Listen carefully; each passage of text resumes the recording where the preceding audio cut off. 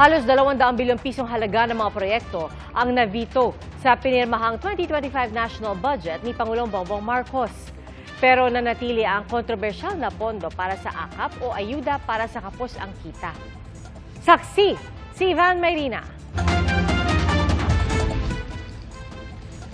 Ang pinirmahang 2025 General Appropriations Act o pambansang budget para sa susunod na taon, 6.326 trilyon. Mas mababa ng 26 bilyon sa inaprobahang budget ang Bicameral Committee ng Senado at Kamara. Vinito kasi o hindi naprobahan ng Pangulo ang 26 billion pesos na halaga ng mga proyekto sa ilalim ng DPWH na idinagdag ng Kongreso sa ipinasa nilang bersyon. Gayon din ang 168 billion naman na bahagi ng unprogrammed appropriations. After an exhaustive and thorough review, we have directly vetoed over 194 billion worth of the line items that are not consistent with our program priorities. These include allocations for certain programs and projects of the Department of Public Works and Highways and those under the unprogrammed appropriations which increased by 300%. Sa pagtapyas ng pondo ng DPWH, mas malinaw na raw ngayon na pinakamalaki ang alokasyon ng pondo para sa sektor ng edukasyon ayon sa palasyo.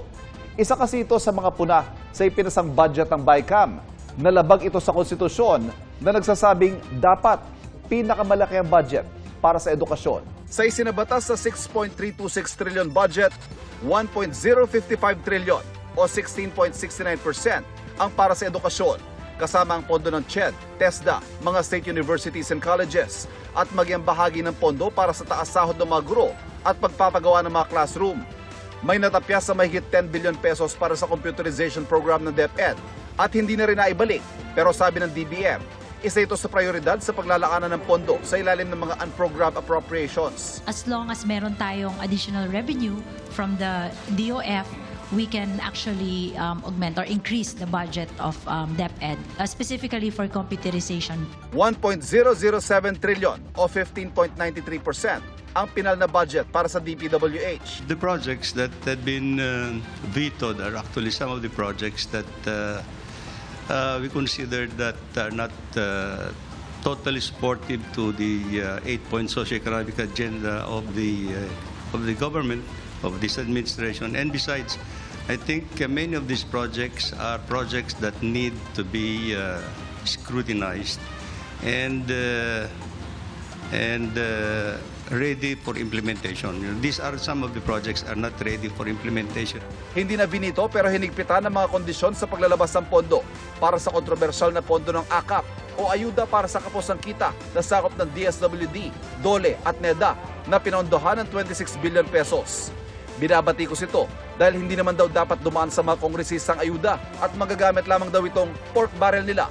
Kanino ba talaga mapupunta itong AKAP na ito? Yung serbisyo, dapat ay dagdag na sahod sa halip na sinasabi nila na madadagdagan ng ayuda yung mga workers. We can check that. Those people who notice that, they can complain. And then we will go to investigate. See, we cannot just,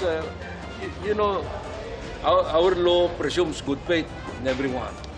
All actions in good faith.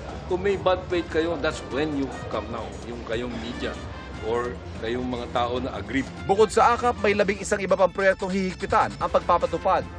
Ang zero subsidy sa PhilHealth na isa rin sa mga binatikos sa ipinasang budget ng BICAM, hindi na naibalik at nananatiling zero.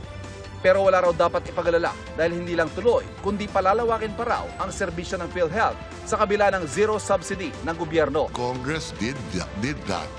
Because the budget for the corporate operating budget of PhilHealth is sufficient. So they have reserve funds of roughly 280 billion. We in the Department of Finance next year, tututukan namin ang PhilHealth.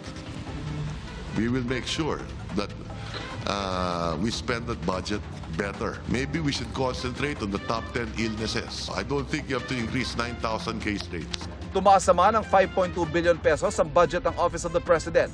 Pero ito ay para sa pagsisimula ng paghahanda para sa pag-host ng ASEAN Summit ng Pilipinas sa 2026. Ang paglagda sa budget, sinibayan ng kilos protesta. Ayon sa Makabayan Block, dapat anila binito ito ng buo. Tokenism kasi yun eh. Lipat natin ito dito, lipat natin ito, dagdagan kunwari natin ito para hindi umangal yung mga tao. Kung magbibito ka lang ng ilang line items, ang kailangan niya ay repaso. Dapat na ginawa, ibinalik ito sa Kongreso para madagdagan ang mga pondo para sa serbisyong pampubliko at hindi para sa patronage, politics at pork barrel. Ang palasyo kumpiyansa raw sa budget na pinirmahan ng Pangulo. Pero aminadong hindi mapipigilan ang mga batikos dito. We are confident but we cannot prevent. If there will be challenges that will be mounted by any quarter, who might still find this present budget as approved worthy of the challenge.